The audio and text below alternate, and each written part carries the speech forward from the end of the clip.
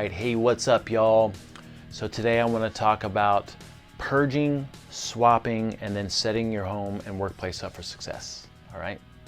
So purging your home and your workplace of all the things that don't serve you, all the toxic foods, swapping those out for the right things and the things made with the right ingredients, and then also setting your home and your workplace up for success so that you're not tempted to snack all the time.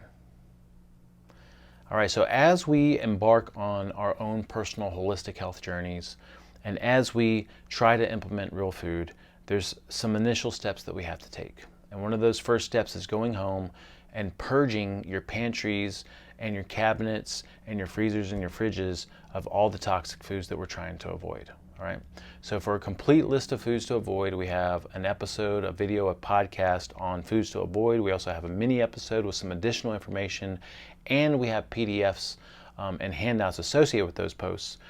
But in general, we want to do the common sense things that we know we need to get rid of anyway. So that would be the grain-based and wheat-based things like breads, pastas, pastries, cookies, wheat thins, Chips Ahoy, Oreos, graham crackers, goldfish, all those things, right? We want to get rid of those things. Also, processed foods that are obvious, like Hot Pockets and Pop-Tarts and Eggo waffles and Chef Boyardee and macaroni and cheese and TV dinners, all right? And then definitely the toxic processed oils like vegetable oil, margarine, Crisco, and any of the fake butters or spreads like I Can't Believe It's Not Butter or Country Crock, all right? All those things are completely poisonous. They're not going to serve your goals in any way. And so we want to take those things, put them on the counter, take a picture of it for memorabilia, and then we want to put them in a box and get rid of it. We don't want to put it in the attic because we'll be tempted to dig into it at some point in the future. We don't want to give it to friends or family members or even a homeless person because then we're poisoning somebody else. We just want to throw that stuff away. All right? Now, that's what we call the purge. The second step would be swapping those things out with some better things, right? The right things are things made with the right ingredients. So the first thing we want to do is make sure we have some traditional fats in the house. So keeping real butter stocked in the fridge, maybe having some ghee to cook with just clarified butter, maybe having some avocado oil if that's your thing, some coconut oil, some olive oil, and then some salad dressings made with the right ingredients. We love the Primal Kitchen series. In my home, all I have is butter, which is what I do the majority of my cooking and eating with. And then I have some approved salad dressings. I have some ghee for some high temperature cooking, and that's about it. All right. Also, instead of things like sodas and Gatorades, which we've already gotten rid of through the purge, we want to have some more holistic and healthful hydration options. So things like LaCroix and Zevia, and maybe some sparkling waters like Gerolsteiner, Topo Chico, and Pellegrino. All right. And then if alcohol is your thing, got to get rid of the beer. Unfortunately, I love beer, but beer is just off plan. If I have any kind of beer, even a reduced gluten beer, my eczema flares up. And I know that most people experience bloating, digestive issues, and other things. So wheat in general is just going to be toxic and a bad idea. But what we can do is swap that out for some sparkling seltzers like Truly and White Claw, maybe some hard ciders, and then keeping things around that we enjoy like some wines and some distilled liquors. All right. Now, you may want to have options for things that you feel like you have to give up but you don't want to, or maybe you're in a transitional phase going from doing the wrong thing to trying to do the better thing, and you want some options for things that you don't want to give up. Or maybe you have a family dynamic where you have a partner or some kids and they just can't fathom giving up some of these other foods. And so in this situation, you just want to have some things made with the right ingredients, which is what we call approved items. Okay, so they're things that are probably not the best idea long term. They're probably not going to serve your goals, but they are non-toxic or less toxic because they're made with the right ingredients. So for some examples, instead of Lay's and Ruffles potato chips, you can opt for Jackson's Honest potato chips cooked in coconut oil, or the Boulder Canyon potato chips cooked in avocado oil or coconut oil, and you can find those in most grocery stores. All right. Instead of tortilla chips like On the Border, which is cooked in junky oil and then also made with corn, you can opt for Siete chips, which are cassava flour cooked in avocado oil. Instead of tortillas, such as the flour and corn tortillas, you can opt for, again, the Siete line has some awesome tortillas. There's also a brand of corn tortillas that is nixtamalized or soaked in lime juice and then sprouted, and those are fine on occasion. All right, and then instead of your frozen desserts made with all kinds of different junk ingredients, you can opt for Strauss ice cream, which is organic creamery out in California, and Strauss ice creams all check out and they're made with wholesome ingredients. All right, so definitely a better option if you're going to consume some ice cream. All right. Now, what's ideal is not keeping those approved items in the home and only turning to those things on special occasions, right? Like parties and get-togethers and potlucks and things like that. Because what most of us have found is if we keep those things in the house, it's very difficult not to consume them. So we all went through our phase of keeping Strauss ice cream in the freezer and Siete chips and plantain chips and things like that in the cupboard. And we thought that we had the self-control to stay away from them, but we didn't have the self-control, all right? So what's ideal is only keeping things in the house that are going to serve you, which would include the meats and the traditional fats that we just covered and vegetables. And then for carbohydrates, you want safe starches like sweet potatoes and yams and potatoes and white rice.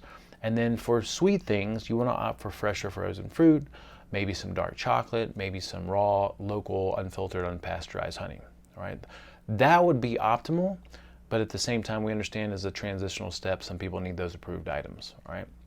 Now, for snack items, it's ideal to keep things around that are not sugary or starchy. All right, so things like avocados and bacon and roasted nuts and seeds and pork rinds and beef jerky and other meat stacks, maybe even some pepperoni, salami, or prosciutto. All right. So once we get all that figured out, once we've done our purge, once we've done our healthful swaps, once we've determined if we're going to allow those approved items in the house or not, at least we've swapped out those wrong things with things made with better ingredients. Well, once we've gotten to that point, then we want to set ourselves up for success in the home and at the workplace, especially the place that we're going to be during the day. Because remember, one of our goals is to not snack in between meals. And one thing that we have to understand is that we are wired to eat. If I see food, I'm going to want to eat it. I'm going to picture it and I'm going to salivate and then I'm going to want to eat it. If I'm going through a fast and I'm humming along and I feel awesome and I have no appetite whatsoever and someone brings in a bag of bacon and opens it up and I smell it, I'm going to want to eat some bacon. All right. So it's primal, it's primordial in us, and it's perfectly fine. We just want to acknowledge that and set ourselves up for success. So what we want to do is the places that we frequent during the day, for me it's in the office here, for you it might be somewhere else, we want to make sure that we don't have any foods out in plain sight. All right, so if it's foods that don't need to be refrigerated, they need to be tucked away in a drawer or in a cupboard or something like that, right? Snack foods ideally are going to be things like avocados and hard-boiled eggs, bacon in the fridge. Every single one of us, most of us have a Ziploc bag of bacon in our home fridge and our work fridge for just in case. And then having things like meat snacks, like the Epic meat bars and Country Archer beef jerky and other meat snacks. Having those somewhere, maybe in a drawer where you can't see it or in your backpack. All right. Now, if you do decide, and then again at home, I just want to reiterate the same thing. So when I'm home, I'm ideally not snacking on these approved item foods if I have them in the house, right? If they're out in plain sight, it's too tempting for me to want to eat them. If I have Siete chips just sitting on the shelf and I go stand in front of my pantry looking for something to eat, that's one of the first things I'm going to want to eat. So if I'm home, I want to make sure that those things are out of sight and out of mind. So I want to take those approved items and again, put them in a drawer, put them in a cabinet with a door, put them somewhere where I can't see them or access them very easy. I have dark chocolate at home, but I keep it in the freezer because that's an extra step I have to go through to get it. And then also it's really hard because it's frozen, so I have to sit and suck on and let it melt in my mouth. And so it takes a little bit longer to consume. All right. So, what's ideal is that you're only keeping things at home that are going to serve you and your goals, all right? Your fat loss goals, your performance goals, your healthful goals, all right? So again, the snacks that you definitely can keep around and almost, keep in plain sight if you want to, is going to be pork rinds and beef jerky and meat snacks and maybe even some roasted crickets, which is what I have around, all right? So usually out on the counter I have, because I come home in the evening and then I'm ready to start cooking, eating, I'll have some sweet potatoes laying out, some avocados. I usually have some fresh fruit. I'm not worried about having that out because I'm not going to snack on that during the day because it's at home and it's not here. And usually I reserve my fruit till later in the evening anyway, so that's not a problem for me. And then in the freezer, I do not have Strauss ice cream. I only have frozen fruit, maybe some frozen berries. And then, in the fridge, I have things that are going to support me, like the better hydration options. So some Pellegrino, some Gerald Steiner, some Topo Chico, maybe some LaCroix or Zevia for some guests. I usually don't consume that, but I keep it around just in case. And then maybe some hard seltzers like the White Claws or Trulies, maybe a bottle of wine or something for a special occasion. And then, of course, the meats and the vegetables and the butters and the cheeses and things like that, right? But the bottom line is that as time has gone on, I think most of us have learned that we started out with a lot of those approved items available, and we found that we just didn't have the self-control to stay away from them. So then we learned to put those things out of sight so they were more difficult to get through, and then eventually we got to the point to where we just completely got rid of them. And so if we ever want to have some Strauss ice cream, it's a very rare occasional thing. We go to the store, we get some, we consume it, and then we're done with it, all right? So you have to meet this where you can, but that would be the 3 steps that we want to take. The first one is purging the house of the absolute known foods to avoid and getting rid of them completely. And then stocking your house with the right foods, especially the traditional fats and the meats and the vegetables and the safe starches and the fruits and the things that we know are going to serve us. If we have to, we can swap out the wrong things with some of the things made with the right ingredients, which we call our approved items, which is perfectly fine as a transitional step, or if you have a family dynamic that kind of dictates that. And then finally, we want to set our home and our workplace up for success by not having anything out in plain sight, because we are wired to eat. And if we look at that stuff, we're going to want to eat it, all right? So having approved snacks, ideally meat and fat based, available just in case, but it's in the fridge or in a drawer or in your backpack or somewhere where you can't see it.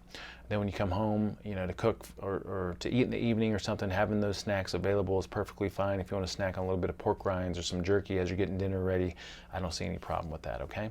So lots of love here for you. If you have any questions, comments, or feedback, please send them our way. Thank you so much for listening.